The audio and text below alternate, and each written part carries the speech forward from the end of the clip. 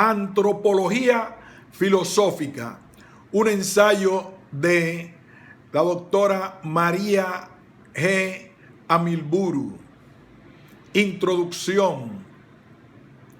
Hay algunas preguntas que el ser humano se ha hecho repetidamente a lo largo de la historia y que cada uno se puede plantear en algún momento de su vida. ¿Quién soy yo? ¿De dónde vengo y hacia dónde se dirige mi vida? ¿Por qué razón existo?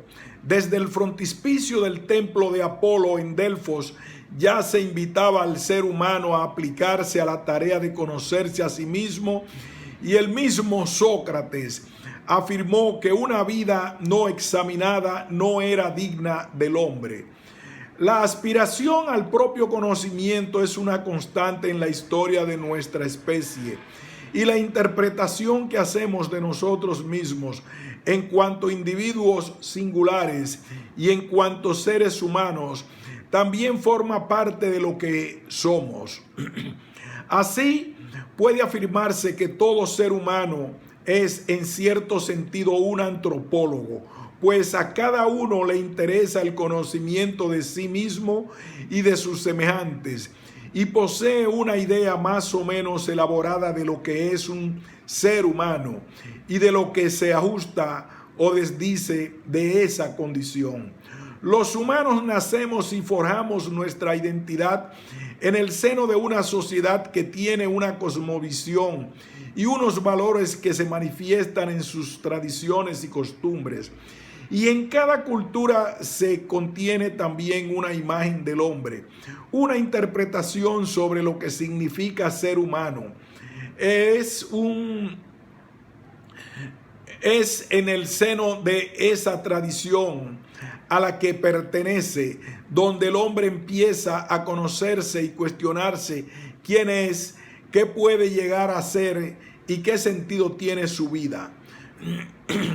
La antropología filosófica es un tipo peculiar de indagación sobre el humano que, si bien tiene un valor transcultural, como se verá más adelante, tuvo su origen en el marco de la tradición de pensamiento occidental hace casi 2500 años. Por las limitaciones de espacio que impone la naturaleza del presente trabajo, solo se podrá presentar una visión introductoria básica a este saber. Se expondrán sus principales características, método, teorías, contenidos y una breve síntesis de su desarrollo histórico. Se ofrece también una selección bibliográfica de calidad que permite profundizar en este tema. La antropología como conocimiento del ser humano, el conocimiento de la facticidad humana. El ser humano dispone de tres instancias que le permiten conocer el mundo y reconocerse a sí mismo como parte de él: el conocimiento espontáneo o el conocimiento científico y su propia autoconciencia. En primer lugar, el conocimiento espontáneo, en su doble vertiente sensible e intelectual, ofrece las primeras respuestas a la curiosidad natural del ser humano y a su apertura intencional a la totalidad de lo real, permitiéndole adquirir desde los primeros años de su vida un importante bagaje de información acerca del mundo y de sí mismo. El desarrollo exponencial del conocimiento científico, que ya Aristóteles definió como el saber sistemático y ordenado de la realidad de sus causas, proporciona además abundante información sobre la composición material del organismo humano desde las perspectivas física, química, biológica, genética, funcional, etc., y de los productos de su actividad: literatura, economía, historia, arquitectura, ingeniería, etc. En definitiva, las distintas ciencias experimentales y las humanidades ofrecen un amplio repertorio de información acerca de cómo está hecho el ser humano y lo que éste es capaz de hacer. Por último, hay una dimensión esencial de la vida humana a la que cada uno tiene un acceso exclusivo: la propia intimidad, la capacidad de reflexión, de examinar las propias acciones intencionales, deseos y aspiraciones, frustraciones y esperanzas más íntimas. La autoconciencia constituye una fuente primordial de conocimiento y experiencias humanas que permiten también formular hipótesis sobre el mundo interior de los demás. La pregunta por el sentido de lo humano. La información sobre sí mismo que el ser humano obtiene a través de las tres fuentes de conocimiento mencionadas, aun siendo abundante y necesaria para su vida, no resulta completamente satisfactoria. Estos saberes proporcionan un tipo de información que se circunscribe al ámbito de lo fáctico, de qué estamos hechos, cómo estamos hechos, etc. Pero no pueden explicar por qué somos como somos, ni tampoco para qué existimos. En definitiva, el conocimiento espontáneo, las ciencias empíricas y las humanidades no pueden responder a la pregunta por el sentido de lo humano que, de modo más sencillo, podría formularse así: ¿para qué existe alguien como yo en un sitio como este? Ciertamente la pregunta por el sentido de lo humano no es cronológicamente la primera que el hombre se formula. Antes se cuestiona por el ser de las cosas o por el orden del universo y vuelve la mirada hacia sí mismo en un segundo momento, cuando confluyen paradójicamente hacia él todos los demás interrogantes. La pregunta por el sentido, que es, en definitiva, la cuestión de la causa final, no puede abordarse desde las ciencias particulares, sino desde otras instancias noxeológicas. En concreto, el ser humano ha intentado hallar respuestas recurriendo a las grandes tradiciones sapienciales de carácter más o menos explícitamente religioso y la reflexión filosófica. Hay tres grandes tradiciones sapienciales que se han planteado la cuestión del sentido de la existencia humana. Los textos de los Upanishads, compuestos en la India entre los siglos 8 y 7 a.C., contienen reflexiones acerca de la naturaleza última del mundo y señalan que la verdadera identidad de los humanos reside en su íntima conexión con todos los demás seres que componen el universo. En el seno de la tradición china, los analectas, la recopilación del pensamiento de Confucio, realizada por sus discípulos, presentan también una teoría del universo y de la naturaleza humana, junto con prescripciones éticas que intentan responder a las grandes preguntas sobre el hombre. Finalmente, para la tradición judía, recogida en la Biblia como revelación divina, la razón de la existencia de los seres humanos es que han sido creados por un Dios todopoderoso que les ha destinado a una vida eternamente feliz en su presencia. Pero estos planes se frustraron por culpa del hombre, aunque Dios prometió restaurarlos en un tiempo futuro. Estas tres tradiciones ofrecen una explicación del sentido de la existencia humana que tiene un carácter sapiencial o religioso, pero en ningún caso emplean métodos y argumentos de carácter exclusivamente lógico o racional.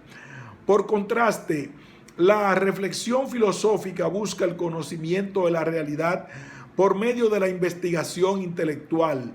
Constituye un intento de tomarse en serio el conocimiento del hombre y del mundo hasta llegar a las últimas causas. empleando exclusivamente procedimientos racionales.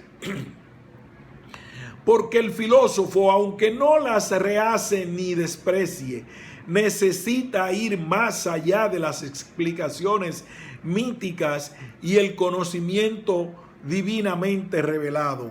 Así, mientras que las explicaciones sobre el sentido de la vida humana que proporcionan las tradiciones sapienciales no pueden considerarse científicas, y las ciencias particulares tratan de explicar al ser humano como un ser en el cosmos, ciencias de la naturaleza, o como agente en la sociedad, ciencias humanas.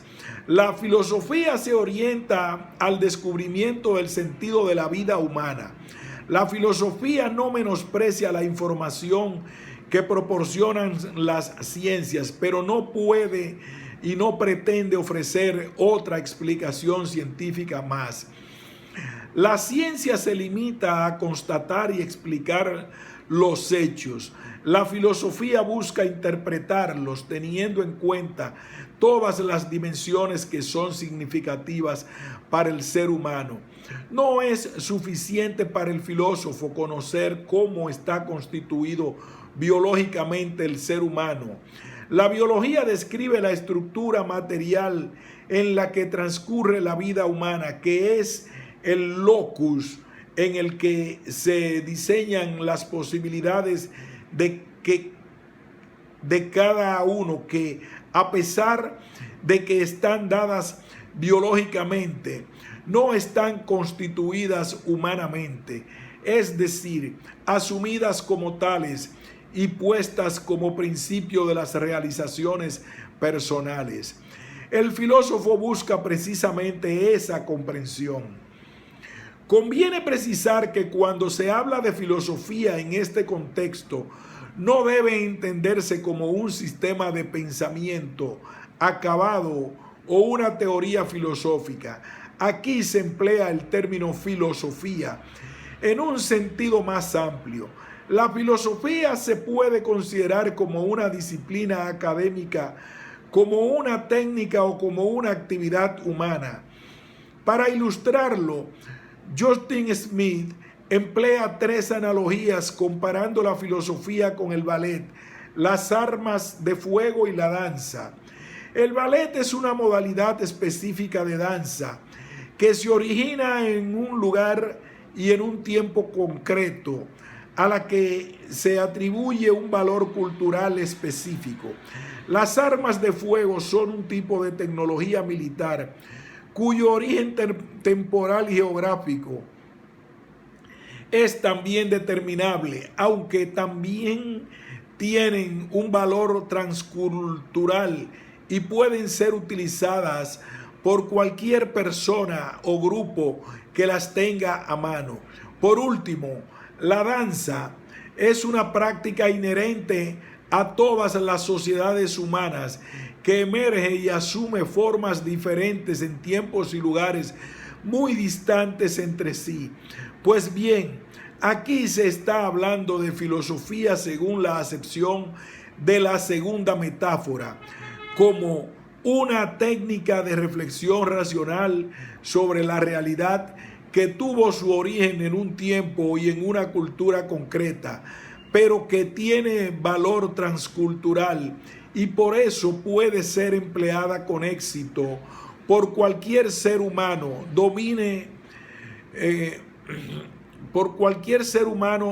que domine su uso.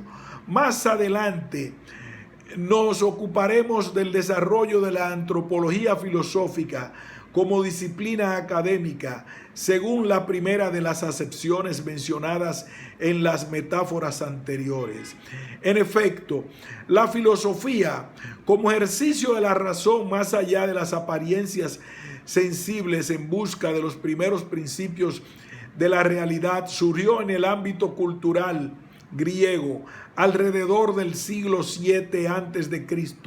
En sus inicios, los filósofos se preguntaron fundamentalmente por las últimas causas del mundo físico, el arjé o primer principio del que todo está hecho. Siglos más tarde, en la ciudad de Atenas, Sócrates orientó por primera vez la reflexión filosófica hacia los seres humanos con la intención de resolver una cuestión práctica. ¿Cuál es el modo de vida digno del ser humano? Para responder a esta pregunta se necesita tener una idea cerca del hombre, y aunque Sócrates no desarrolló propiamente una teoría antropológica, sino que su reflexión tuvo un carácter fundamentalmente ético, a él se debe que la pregunta por el ser humano haya estado presente en la tradición filosófica occidental hasta nuestros días, hasta construir posteriormente una rama de conocimiento específica dentro de la filosofía como disciplina académica. Otras 5 preguntas básicas de la antropología filosófica. Desde que Platón, siguiendo a Sócrates, formulara la primera teoría filosófica sobre el ser humano, las preguntas ¿qué es el hombre? ¿Y qué es lo que nos hace humanos? Es decir, la cuestión de la esencia, condición humana o cualquier otro nombre que se le haya dado, ha estado siempre presente hasta nuestros días en la reflexión filosófica, y muchos filósofos están convencidos de que preguntarse por lo que significa ser una persona humana es la tarea intelectual más importante que puede plantearse en la actualidad. El ser humano experimenta la necesidad de formular una idea, de tener una visión integral y abarcante de quién es el hombre, que puede dar respuestas a los múltiples interrogantes que se plantean en relación con el sentido de su existencia. Precisa disponer de un concepto, un modelo intelectual que ordene e integre los conocimientos sobre el ser humano que posee. Esta imagen filosófica de lo que implica ser humano resulta imprescindible para orientar el propio proceso de autorrealización y cualquier tarea educativa. Una segunda pregunta directamente relacionada con la cuestión de la naturaleza humana es la que busca si existen algunas características que distinguen a los humanos del resto de los vivientes. La idea de que los humanos formamos un grupo aparte, diferente y superior del resto de los vivientes, ha sido pacíficamente sostenida hasta finales del siglo XIX. Solo después de la formulación de la teoría de la evolución por parte de Darwin se ha empezado a poner en tela de juicio. ¿Qué tenemos en común y en exclusiva nosotros los humanos que nos lleva a considerar uno de los nuestros a cualquier nacido de mujer, aunque se perciban entre nosotros grandes diferencias en el aspecto físico, capacidad intelectual, habilidades técnicas, etcétera? Las respuestas que se han dado a esta pregunta han sido también muy variadas. E incluso actualmente hay filósofos que sostienen que se trata de una pregunta sin sentido. En cualquier caso, es un tema que no puede eludirse porque, aunque existen fenómenos humanos que tienen una determinación histórica y una especificidad cultural muy concreta y no pueden generalizarse e incorporar a la idea de lo que es esencialmente humano, y se constatan también fenómenos que no pertenecen en exclusiva a nuestra especie, como por ejemplo la nutrición. Sin embargo, es necesario admitir la existencia de ciertas estructuras básicas de la realidad humana, como la plasticidad biológica, la creatividad, la producción cultural, la capacidad lingüística, etcétera, que son características exclusivas de nuestra especie. Esta común naturaleza no es un conjunto de factores mostrenco, sino algo dinámico y no contradice la posibilidad de que existan modos diferentes de ser humano, de expresar o actualizar la naturaleza humana. Y el hecho de que cada persona pueda ser una instancia particular de un modo de realizarse una existencia humana plena que puede adoptar formas diversas, aunque lógicamente no es posible vivir humanamente de cualquier manera. En tercer lugar, relaciona también con las diferencias entre el hombre y el resto de los vivientes.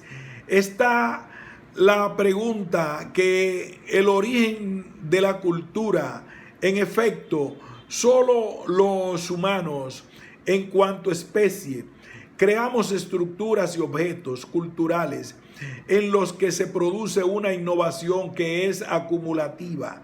Con el surgimiento de la filosofía de la cultura a inicios del siglo XX, la naturaleza humana deja de considerarse algo opuesto o enfrentado a la cultura, para concebir al hombre como un ser naturalmente cultural.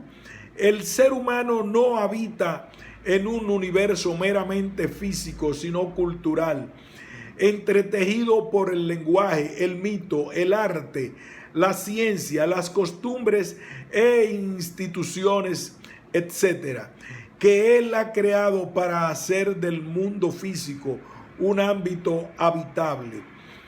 Otra pregunta recurrente en la historia de la antropología filosófica ha sido la cuestión de las relaciones entre las dimensiones material e inmaterial del ser humano.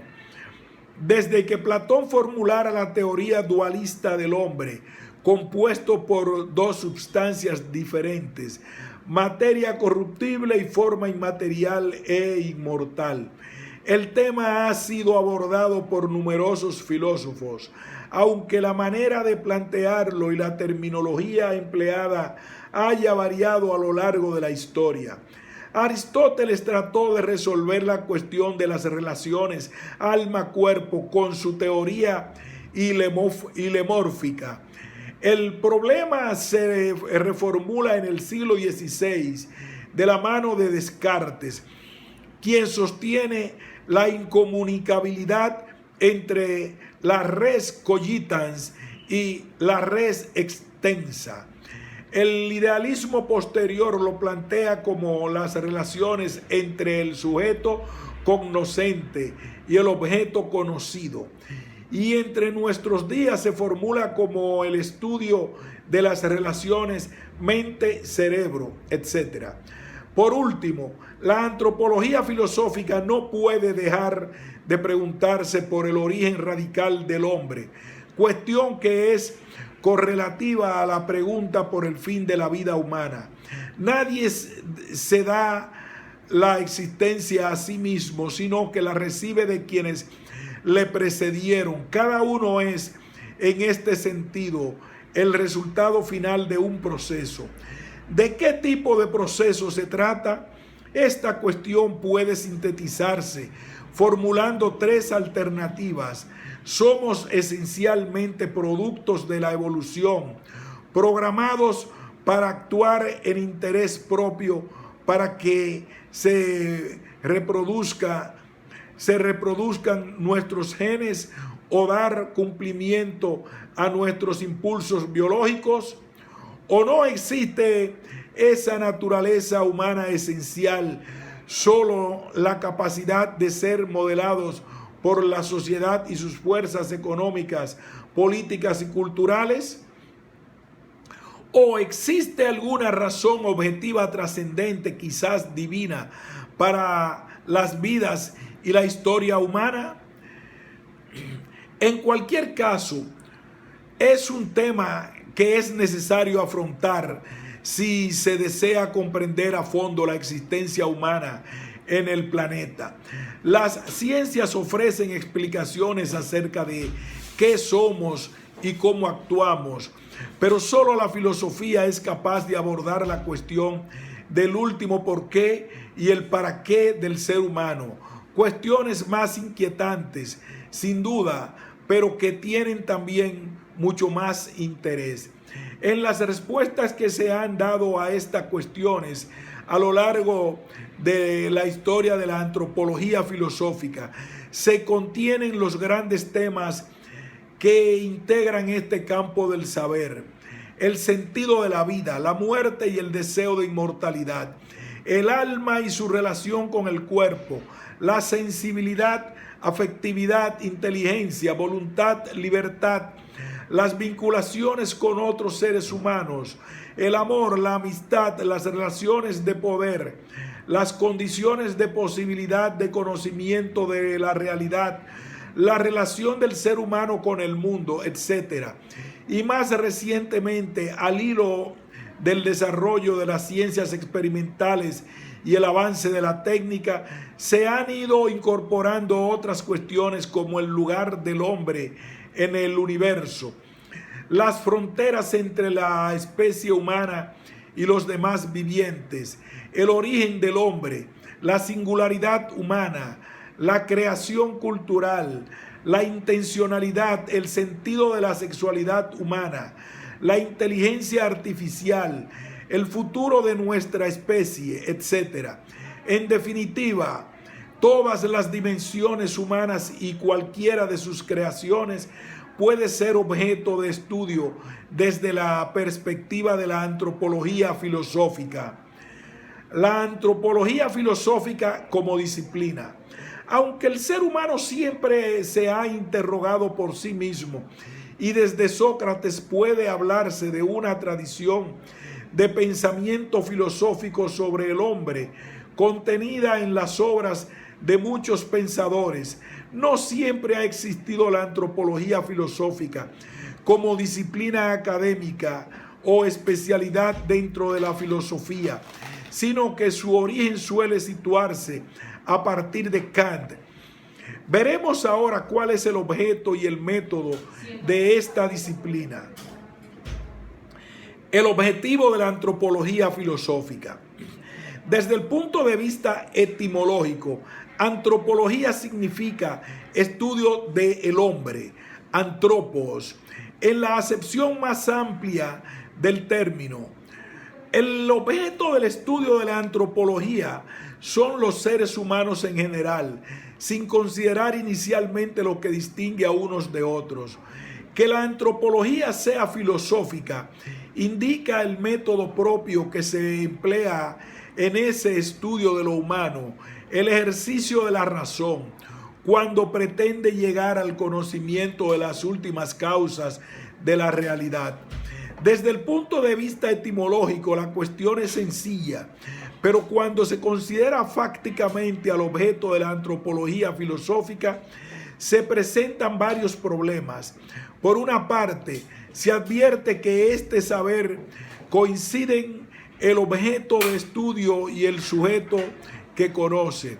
Esto añade un considerable grado de dificultad a la tarea del análisis, y la objetividad de la antropología filosófica se ve también comprometida por este hecho. Por eso, se puede decir que el objeto propio de la antropología filosófica es el ser humano en cuanto interpretado por sí mismo. Además de esta falta de objetividad estructural de la disciplina, hay que tener también en cuenta la complejidad misma del ser humano. Se ha descrito al ser humano como un microcosmos y en él confluyen múltiples tensiones. La facticidad humana puede ser estudiada con éxito por las ciencias naturales, pero el hombre posee además una dimensión histórica esencial que escapa al estudio de las ciencias experimentales, pues se le ha dado como tarea construir su propia identidad.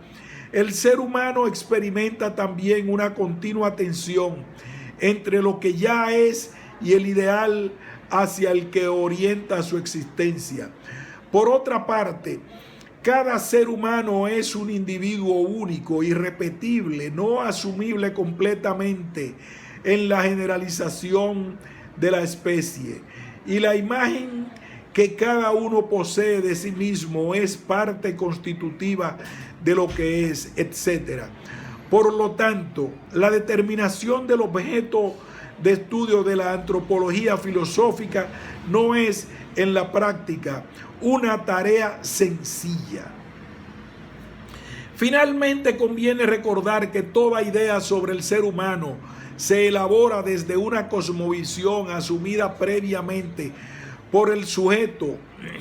El hombre vive en un mundo ya comprendido, interpretado, y no tiene sentido tratar de encontrar un presunto estado humano inicial que permita reconstruir una idea del ser humano sin supuestos por debajo o por detrás de esa comprensión. Por lo tanto, si no es posible liberarse de supuestos, conviene recordar con frecuencia que en cualquier intento de elaboración de una antropología filosófica hay ya una antropología implícita, una cierta idea de qué es el ser humano.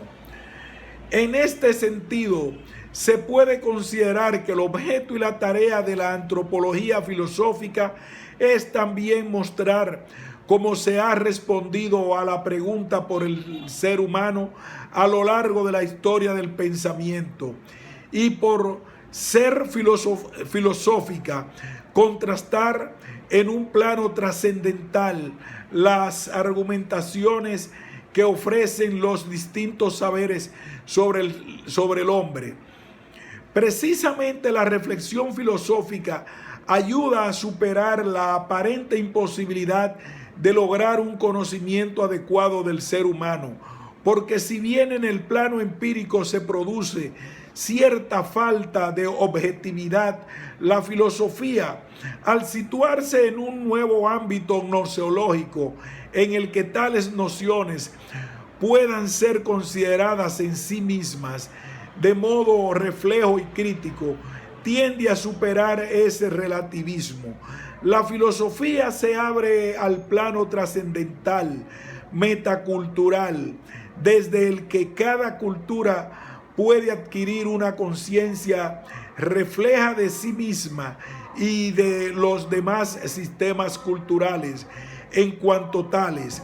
Por eso, en el ámbito gnoseológico propio de la filosofía, la antropología se ocupa del análisis de las condiciones de posibilidad de que existan un ser como el hombre y un saber como la filosofía en cuanto ejercicio del pensamiento humano que busca llegar a su comprensión esencial. A la hora de estudiar ese complejo ser que es el hombre, la antropología filosófica debe esforzarse por evitar todo reduccionismo, acogiendo reflexivamente el mayor número de elementos y dimensiones que componen la realidad humana: corporalidad, cultura, sociabilidad, lenguaje, capacidades funcionales de todo tipo, dimensiones ética, estética y religiosa, etc. Y corresponde a este saber, como intento de responder filosóficamente a la pregunta por el sentido de la existencia humana, la tarea de integrar las aportaciones de las demás ciencias antropológicas, experimentales y humanas en una síntesis de la existencia humana, la tarea de integrar las aportaciones de las demás ciencias antropológicas en una síntesis en un nivel de abstracción superior, filosófico. No basta con acumular información, es necesario alcanzar otro nivel de reflexión y de síntesis para poder atisbar el sentido de lo humano desde la confluencia entre ciencias y la propia filosofía.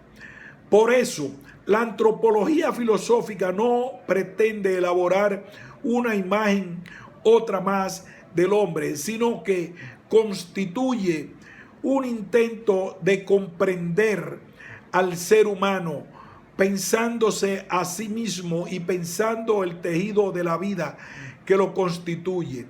Pero este hombre no nos es dado solamente como un dato empírico, sino como una totalidad abierta en un movimiento de autotrascendencia, como una frontera siempre móvil, abierta a la infinitud. El objeto de la antropología filosófica no se presenta como una cosa experimentable, sino sobre todo como el horizonte de una pregunta que nos atañe y compromete íntimamente. Para estudiar al ser humano, la antropología filosófica necesita integrar los conocimientos que proporcionan la antropología física, la antropología psicológica y la antropología sociocultural, con el fin de responder en términos de esencia a las preguntas por el sentido que afectan a la corporalidad, sensibilidad, tendencialidad, afectividad, eticidad, sociabilidad, religiosidad, historicidad, creatividad, etcétera, del ser humano. El método de la antropología filosófica y la cuestión del punto de partida. Una cuestión metodológica de suma importancia para orientar el desarrollo de cualquier disciplina es el tema del punto de partida. A lo largo de la historia de la antropología filosófica, hay autores que han partido de la consideración del ser humano como un tipo de viviente, como un sujeto pensante, Descartes, como ser en el mundo, Heidegger, como elemento insignificante del conjunto social, Marx, como un absurdo, Sartre, etc. La experiencia muestra que para tratar de integrar el mayor número de dimensiones y experiencias humanas en una visión de conjunto coherente, conviene partir desde abajo, desde las observaciones generales y comunes que proporciona la experiencia humana, conocimiento espontáneo y autoconciencia, y de los datos aportados por las ciencias particulares que estudian al hombre. La elaboración de la antropología filosófica debe evitar dos extremos: elaborar modelos teóricos y verificables que no pueden dar razón de la experiencia sensible ordinaria, o caer en reduccionismos positivistas de corto alcance. El método más adecuado será aquel o aquellos que permitan elaborar un saber que, teniendo en cuenta los datos sobre la facticidad humana aportados por las ciencias experimentales y las humanidades, proyecte sobre ellos una mirada crítica y reflexiva para intentar descubrir el sentido profundo de lo que significa ser humano. Según esta propuesta, el primer paso consiste en describir la experiencia humana con la mayor gama de matices posibles, para posteriormente profundizar en el conocimiento mediante la pregunta filosófica metafísica por antonomasia: ¿cómo es en sí misma la realidad a la que corresponden tales y tales manifestaciones?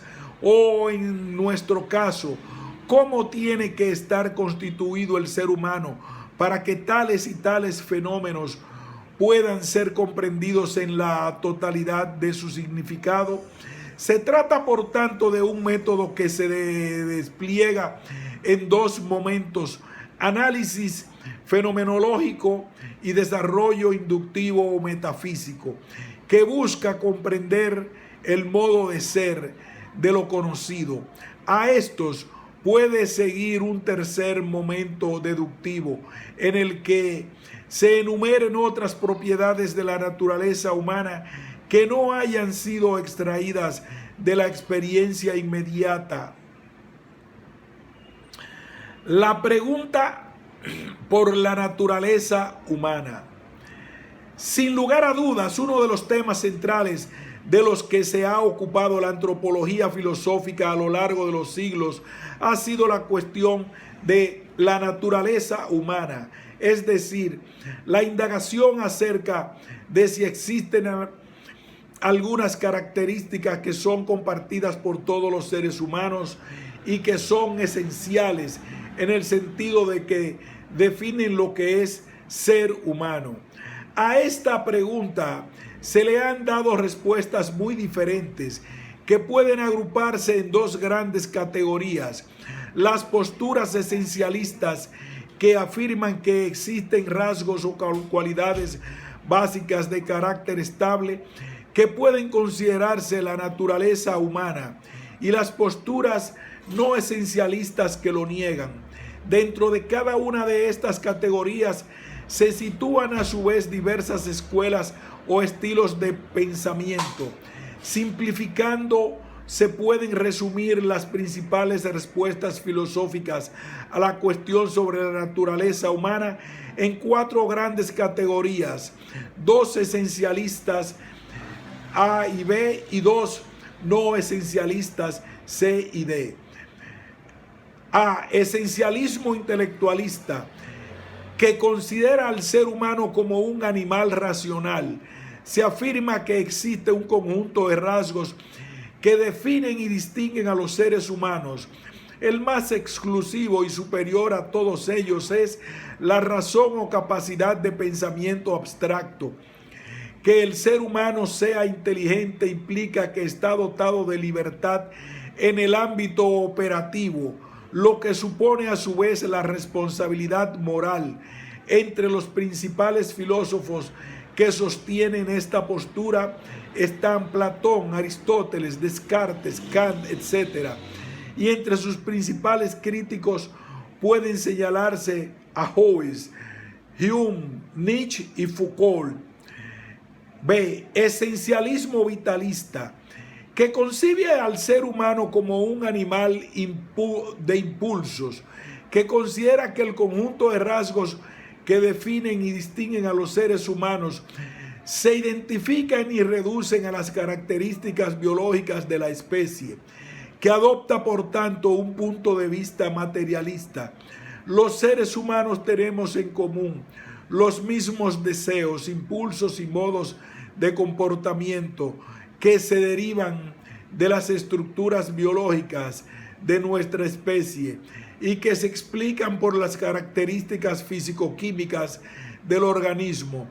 Las principales representantes de este modo de concebir al ser humano son Darwin y Freud.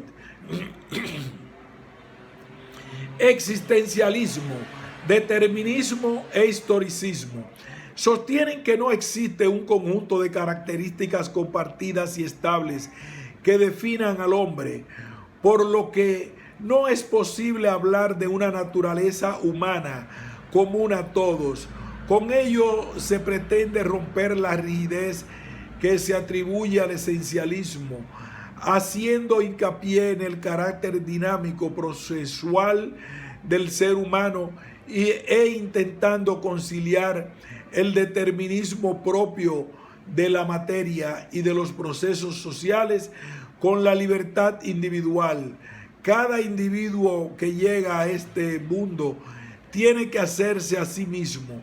Lo que llegue a ser dependerá de sus propias decisiones. Existencialismo, o de lo que hagan de él los demás. Determinismo social y cultural, o de sus capacidades y disposiciones biológicas. Determinismo biológico, conductismo. Y por eso en cada época y para cada situación, ser humano significará algo diferente. Historicismo. Entre los filósofos que apoyan estas posturas están Locke, Watson, y Dilthey. C. Pensamiento ideológico. Desde hace algo más de un siglo, algunos autores afirman que el solo hecho de preguntarse por la naturaleza humana y tratar de ofrecer una respuesta es un síntoma claro de razonamiento ideológico, es decir, de la imposición que un sistema de pensamiento para perpetuar alguna forma de poder, postmodernidad. Entre ellos están Foucault, Horkheimer, Mannheim, Butler, etc. La respuesta que se dé a la pregunta por la naturaleza humana, si existe o no, y en caso afirmativo, cuáles son las principales características, es la clave que determina la elaboración de esta disciplina. A su alrededor giran la mayor parte de los temas de investigación de este ámbito académico. Por ejemplo, si el hombre es exclusivamente un organismo biológico o posee alguna dimensión inmaterial. El tema de las relaciones alma-cuerpo y otras cuestiones de interés en la actualidad, como por ejemplo, ¿qué es el yo, el sujeto, la persona, la autoconciencia o la identidad personal, etcétera? Plantearse esta pregunta e intentar encontrar una respuesta satisfactoria no es una cuestión exclusivamente intelectual o académica, sino que tiene matices dramáticamente existenciales, pues lo que está en juego es el modo de asumir la propia vida y el respeto con el que se trata a los demás seres humanos.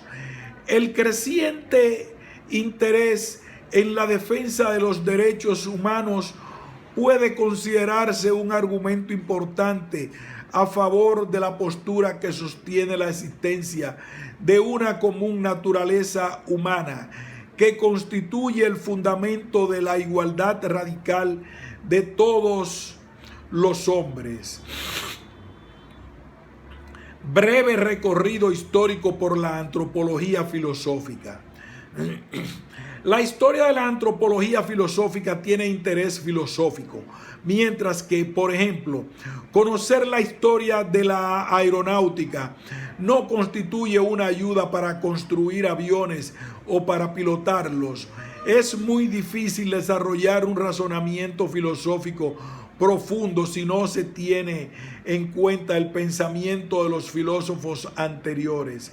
El conocimiento de la historia de la filosofía, como tiene carácter filosófico, ayuda a clarificar puntos de vista, permite descubrir incongruencias o contradicciones en las posturas de los distintos pensadores, sugiere nuevas posibilidades de interpretación, facilita situar las diferentes teorías dentro de una visión de conjunto más completa y abarcante, etc. Los límites y el propósito de este trabajo no permiten exponer detenidamente el pensamiento de los filósofos que han tratado esta materia. Nos limitaremos, por tanto, a señalar las grandes líneas de desarrollo y las principales concepciones sobre el ser humano formuladas por algunos. Como ya se mencionó, toda cultura posee una idea del ser humano, del mundo, de la divinidad y de sus mutuas relaciones. El pensamiento filosófico surge en algunas ciudades de las costas griegas hace más de 2500 años, precisamente como un intento de superación del pensamiento mítico y el conocimiento inmediato, empleando una reflexión crítica y fundante. La historia de la antropología filosófica constituye la historia del saber acerca del hombre que se elabora en el plano de esa reflexión.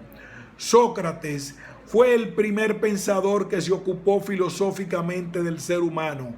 Se orienta fundamentalmente a la mejora de la praxis educativa y política. Pretende ayudar a vivir una vida buena, como buen ciudadano de la polis, de acuerdo con la justicia.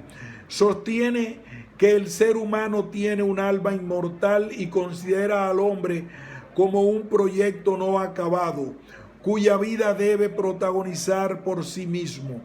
Esta tarea requiere encontrar algún punto de apoyo absoluto que permita orientar bien su desarrollo. Ofrece definiciones esenciales sobre las realidades humanas y los valores éticos. Platón.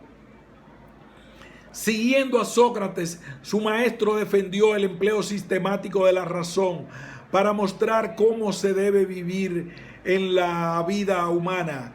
El conocimiento y el ejercicio de la virtud conducen a la felicidad individual y a la estabilidad social. La importancia que atribuye a la inteligencia por encima del conocimiento que proporcionan los sentidos representa el punto de partida del ideal del ser humano vigente durante siglos en la tradición occidental. Su visión dualista del hombre ha tenido también una gran influencia en la historia del pensamiento.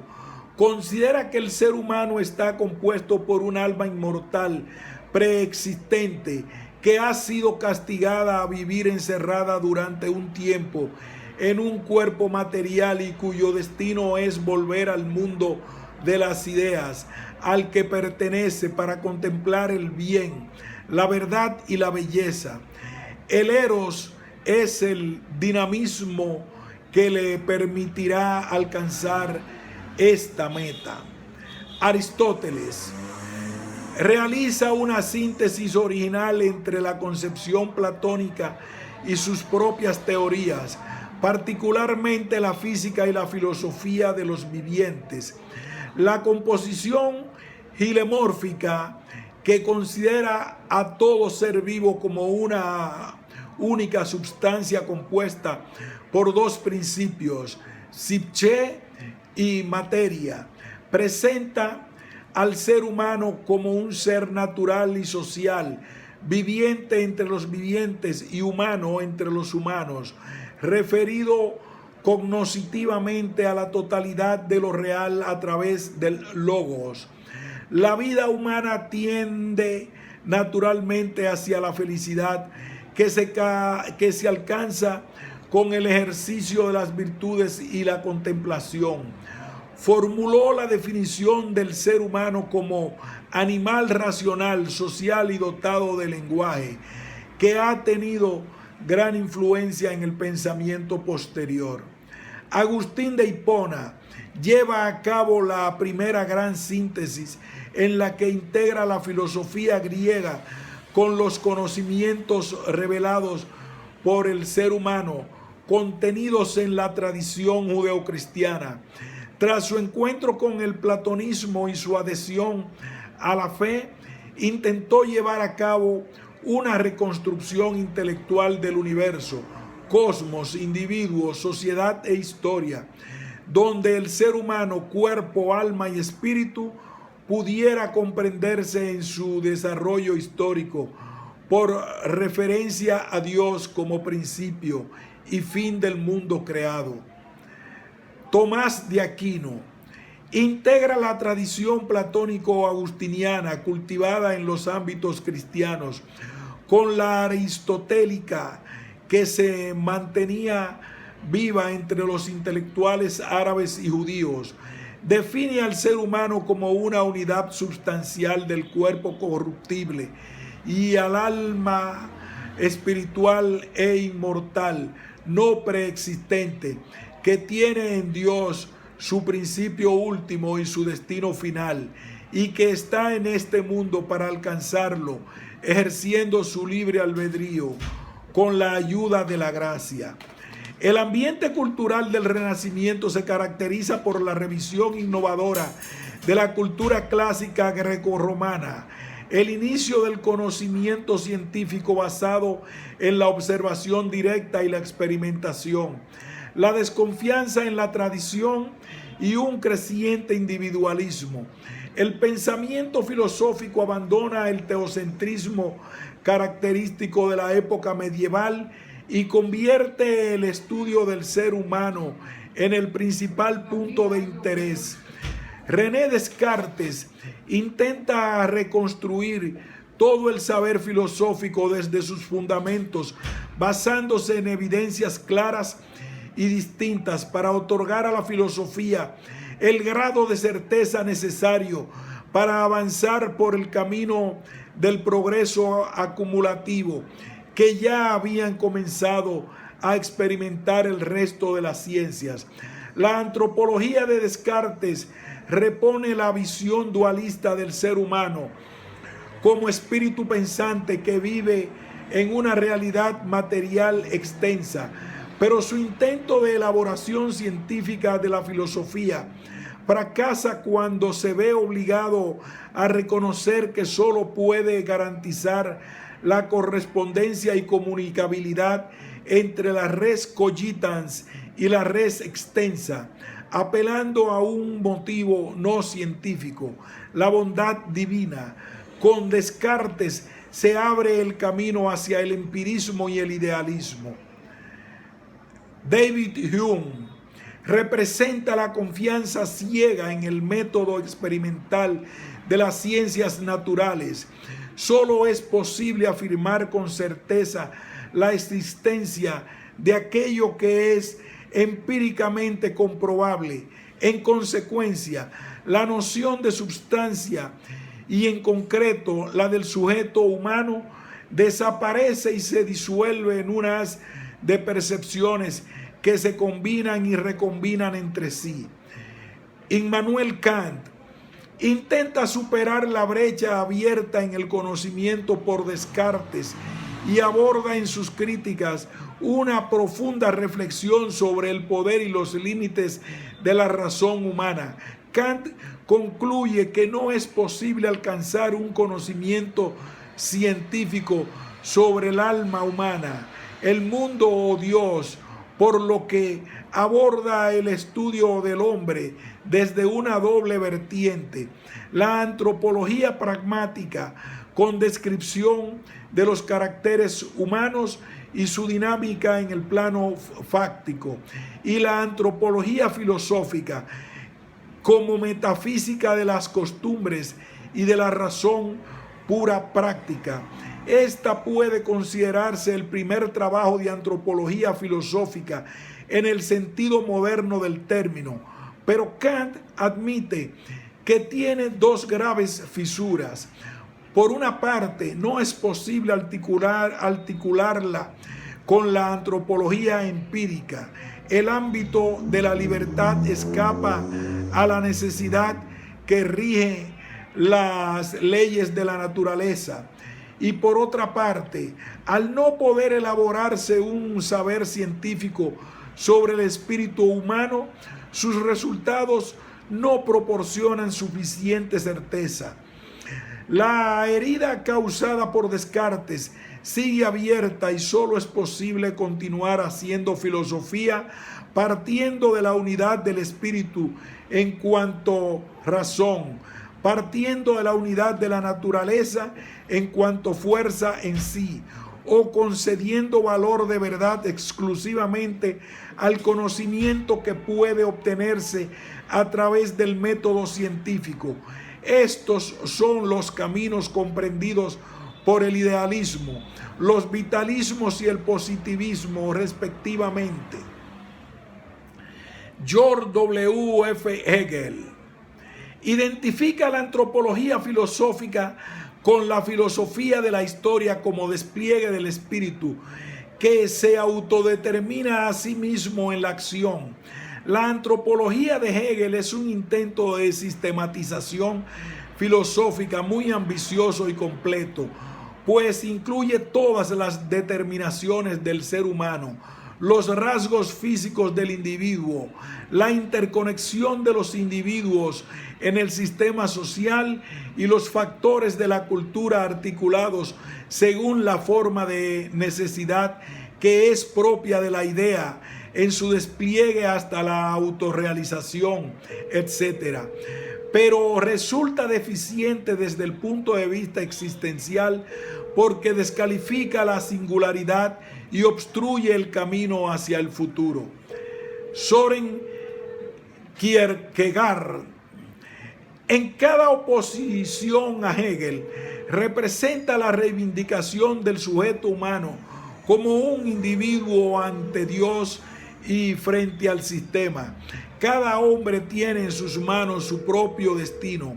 Puede arruinar su existencia o llevarla a la plenitud, pasando del estadio estético al ético y posteriormente al religioso, exigiéndose a sí mismo en cada decisión. Karl Marx despoja al sujeto individual de toda importancia, convirtiéndolo en elemento anónimo de una sociedad utópica donde reinen la igualdad y el bienestar material, un fin intramundano que solo se realizará por medio de la revolución, según la dialéctica de la lucha de clases. Friedrich Nietzsche plantea la lucha entre las concepciones apolínea y dionisíaca del ser humano y postula el advenimiento del superhombre, pura voluntad de poder que se realiza a sí mismo en relación directa con la nada, después de haber dado muerte a Dios.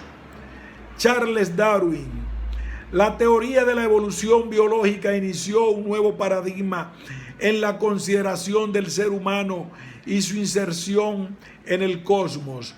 La interpretación materialista llevada a cabo por psicólogos y filósofos de los descubrimientos biológicos realizados por Darwin han hecho popular una imagen del hombre en la que solo se da una diferencia de grado en relación con el resto de los animales y que niega toda referencia trascendente de la existencia humana.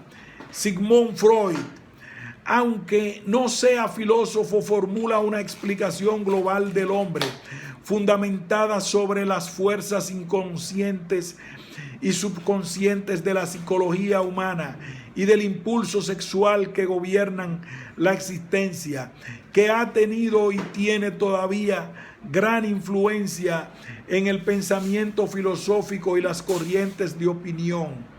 Max Schiller consideró que el planteamiento freudiano caía en un burdo reduccionismo de la vida humana y aplicó el método fenomenológico de Husserl al estudio de los fenómenos emocionales y su correlato intencional, los valores. Subrayó la importancia decisiva que tiene la vida emocional en el terreno de la ética, y su obra, El puesto del hombre en el cosmos, es uno de los pilares de la antropología filosófica moderna.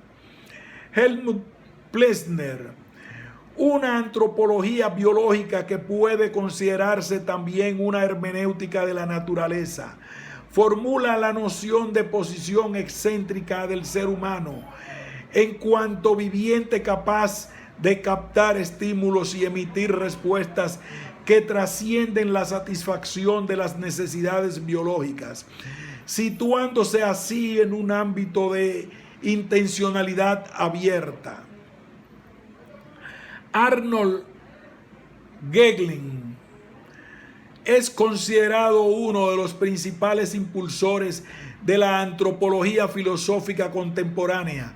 Su obra, El hombre, su naturaleza y su lugar en el mundo, constituye el arranque definitivo de la antropología. Hegel sostiene que si lo consideramos desde el punto de vista biológico, el hombre es un ser inacabado, inespecializado, sin instinto y por lo tanto abierto al mundo, pero es inteligente y puede suplir con su entendimiento y con sus manos a través de la creación cultural las carencias del déficit biológico propio de la especie humana. A mediados del siglo XX, cobra fuerza el existencialismo, que niega que el ser humano posea una naturaleza específica, sino que debe hacerse a sí mismo por medio de sus elecciones. La existencia es un acontecimiento trágico y la condición humana es un absurdo carente de sentido, porque al final todo termina con la muerte. El clima cultural del inicio del siglo XXI se caracteriza por la coexistencia fáctica de planteamientos y teorías sobre el ser humano incompatibles entre sí, que está propiciada en parte por el proceso de secularización de la sociedad, la globalización, el desarrollo de las ciencias biológicas, las tecnologías de la información y la comunicación, la mentalidad positivista y el relativismo extendido en amplios sectores culturales. Junto a la pervivencia de los planteamientos propios de la tradición clásica y medieval y un renovado interés por Aristóteles, se observa también el desmantelamiento del sujeto que han llevado a cabo los pensadores de la posmodernidad, el desarrollo de la teoría de la evolución, el psicoanálisis y los avances tecnológicos en el campo de la inteligencia artificial y la robótica. En muchos ambientes hoy se concibe exclusivamente al ser humano como un mecanismo vivo que posee una organización más compleja y evolucionada que el resto de los vivientes, nada más. Entre el hombre y el resto de los seres vivos no existirá una diferencia cualitativa esencial, sino solo cuantitativa, de grado. Se considera a la inteligencia como una facultad de adaptación activa frente a situaciones atípicas, más flexible que el instinto de los animales, que se orienta a solucionar las necesidades vitales del organismo. Se identifican mente y cerebro y se pretende explicar la aparición del pensamiento lógico abstracto exclusivamente con parámetros de índole material, leyes físicas, reacciones químicas y fenómenos electromagnéticos. La creación cultural, la civilización, sería un subproducto de estos fenómenos. Por otra parte, el desarrollo tecnológico en los campos de la ingeniería informática, la inteligencia artificial, la robótica y la ciencia ficción están propiciando la aparición de una corriente transhumanista que predice el triunfo futuro de la especie humana sobre las limitaciones propias de la condición corpórea y sobre la misma muerte. La utopía transhumanista sostiene que la situación actual de la humanidad solo es una clase primitiva del desarrollo evolutivo de nuestra especie, y llegará en el futuro el momento de la transhumanidad, que vivirá para siempre en un ambiente hiperconfortable gracias al empleo de supercapacidades que todavía esperan a ser descubiertas por medio de la tecnología. El transhumanismo se describe a sí mismo en batalla continua contra la muerte, haciendo uso de modificaciones biofísicas o con la inserción de herramientas tecnológicas y extensiones incorporadas al propio cuerpo que convertirían a los seres humanos en cyborgs inmortales. Esta transformación de la condición humana rechaza al mismo tiempo cualquier idea de trascendencia. Se trata de una reposición más sofisticada del planteamiento que considera a los seres humanos exclusivamente como maquinarias biológicas. Fin de este ensayo. Gracias.